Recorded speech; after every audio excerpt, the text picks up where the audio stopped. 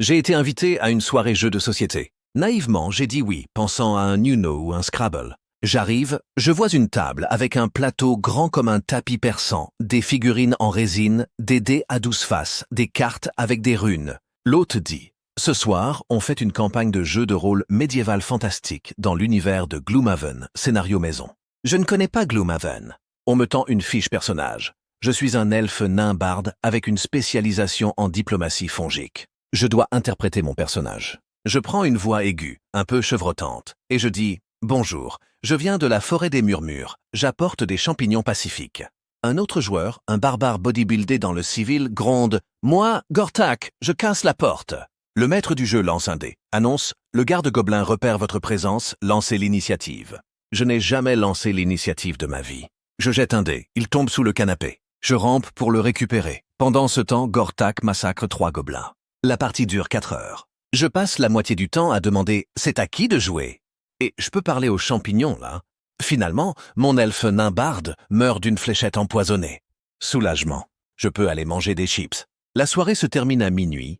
Les autres planifient la suite le week-end suivant. Ils me regardent. Je dis « Je suis un elfe mort, je crois. » Ils répondent « On peut te réincarner en pixie. » J'ai dit « Je vous enverrai un mail. » Mon frère a décidé de devenir vegan.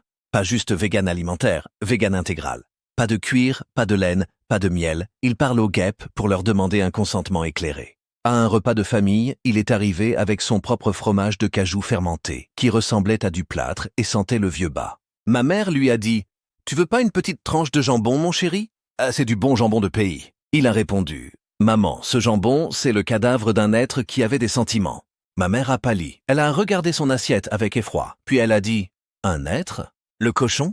Il m'a pas l'air d'un être. Il vit dans la boue. » Mon frère a pris son air solennel. Il a raconté des études scientifiques sur les larmes des cochons. Le repas était tendu. Mon père a demandé « Tu bois toujours de la bière, au moins ?»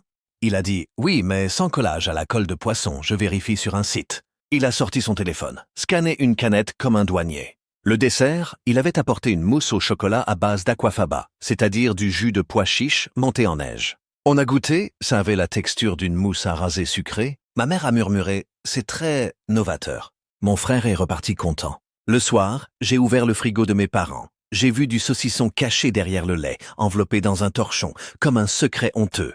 J'ai une voisine qui pratique le yoga du rire sur son balcon tous les samedis à 9 h du matin. Elle est là, en legging à motif, avec 2 amis, et elle se regarde en hurlant de rire. Pas un rire de blague, un rire forcé, mécanique, qui monte, qui descend. Ho ho ho, ha ha ha.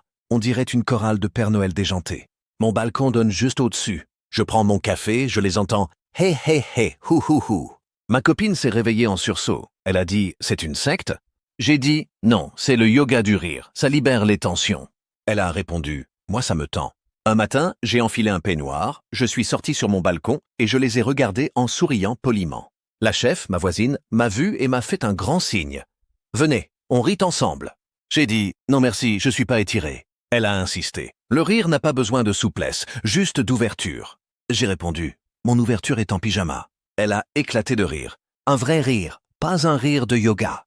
J'ai réalisé que je venais de faire une blague involontaire dans un cours de yoga du rire. Je suis devenu une légende malgré moi. Depuis, chaque samedi, elle me salue par un éclat de rire dès que j'apparais.